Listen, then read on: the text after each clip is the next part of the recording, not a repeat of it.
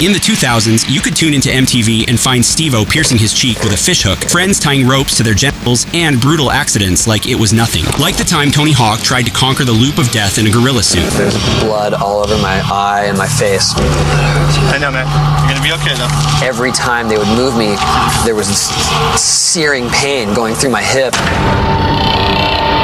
Once I got to the hospital, they x-rayed me. Fractured pelvis, broken thumb, fractured skull. The best part of Scarred was when Jacoby Shaddix showed the most fucked up clip of the day.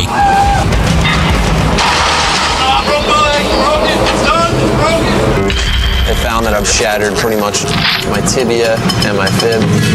There's even a supposedly lost episode that was so explicit it never aired, which is exactly why MTV had to add a long warning. Despite their short time on TV, Scarred left a mark in MTV culture forever. Just like Jackass, which was almost called Just Ass until MTV shut it down because of censorship. In the early 2000s, just listening to this meant someone was about to get hurt.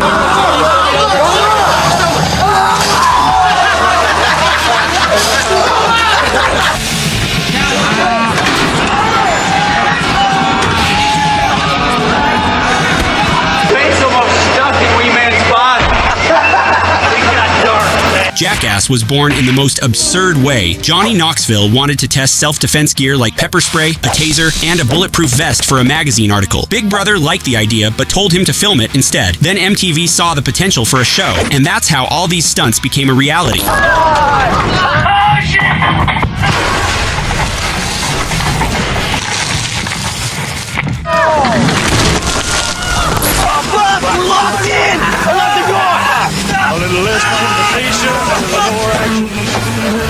Not going too fast because I don't want you to I don't want you to fall.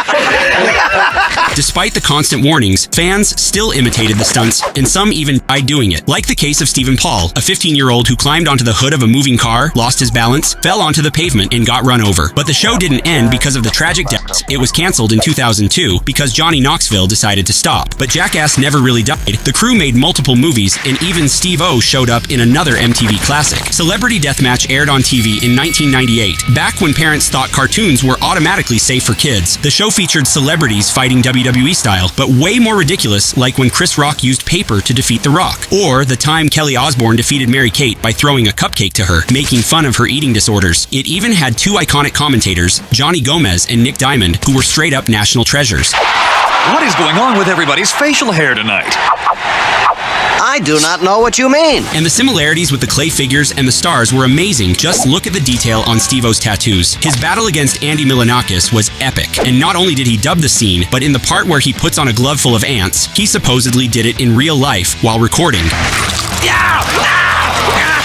In the end, he ended up getting literally eaten by Milonakis. Still better than being in a gondola with Chris Pontius. But back in reality, Steve-O was also the star of Wildboyz, where he and Chris Pontius basically did Jackass, but with animals. And of course, that meant the risk of dying was always high, like the time that Chris put a fish hook on Steve-O and used him as live bait for sharks. The shark's coming right at you! Or the time they spent the night in a meat hammock with lions around them and survived because they ran out of there so fast. Or when a bear bit Chris's butt. Animal was, and he wasn't trying to kill me, he just wanted to see what I was. When we were teenagers, we thought these guys had a lot of balls, and maybe they did, but the gallons of alcohol in their system definitely helped. Steve-O got to a point where his own Jackass team had to stage an intervention to help him get better. The Jackass guys, they did what we couldn't do. We could make a plan, we could have it all ready to go, but we couldn't get Steve to go. He's even said that if he hadn't accepted help back then, he'd probably be dead. After getting sober, Steve-O went vegetarian, then vegan, saying Wildboyz changed how he saw animals. At the same time, MTV handed Bam Margera an absurd $300,000 per episode and let him do whatever he wanted. Viva la Bam was all about Bam Margera turning his family and friends' lives into one giant prank. Come on, Bam. I gotta go to work. And of course, we can't forget the pranks on Don Vito, who was usually too angry to make any sense. I am Abu Dabu, and I ain't got beer, and then I got to go to the I got no luggage. And I'm gonna grab you neck, you jerk off. I'm aiming right about here. How you doing? my car. In the 2000s, every teenager wanted to be like Bam, not knowing that behind the facade of parties and fun, he was dealing with alcohol and drug addiction. And things got even worse when his childhood best friend, Ryan Dunn, died on June 20th, 2011, sending him into a deeper spiral of depression from which he never fully recovered. Over the years, he faded from the spotlight, only resurfacing through posts on Instagram where fans kept reminding him he is still a legend. Viva la Bam ended in 2006, marking the end of an era as MTV moved on to more controlled reality shows. In Fist of Zen, competitors found themselves enduring ridiculous challenges and pure humiliation, all without making a single sound. A memorable example was when a participant gave himself paper cuts between his fingers and then had to keep his hands in a mix of lemon, vinegar, and salt for 15 seconds. Or when one of them had to clean a homeless man's filthy, food-smeared beard using only his mouth. But if they failed the final challenge, all the pain was for nothing. They walked away with no money.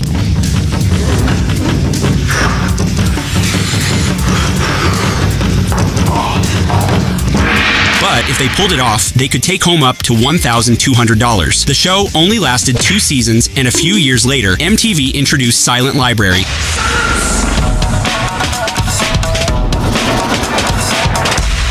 which had a similar concept. But silence wasn't the goal in the next MTV show, Yo Momma. Oh, your mama's so old. She was stripping at the Last Supper for blessings. If you ever dreamed of a show where roasting people's skin color, body type, and especially moms was fair game, well, it wasn't just a dream. Your mother's so old that her breast milk is powdered. You breastfeed like this.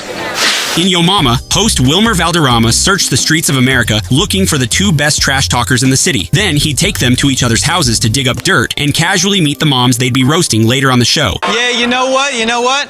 Unlike Rosa Parks, your mom loves it in the back of the bus. After that, they faced off in a final showdown of insults, where one walked away victorious, winning cash and a shot at the city championship. And of course, we can't forget everyone's favorite line. But I'm also giving you $1,000 of cash money. After 3 seasons, the show vanished. Maybe people realized roasting moms wasn't exactly a life skill, or maybe Wilmer just got tired of screaming every 5 seconds. Today, there's no way Yo Momma, Jackass, or any old MTV show would make it past the pitch meeting without getting canceled.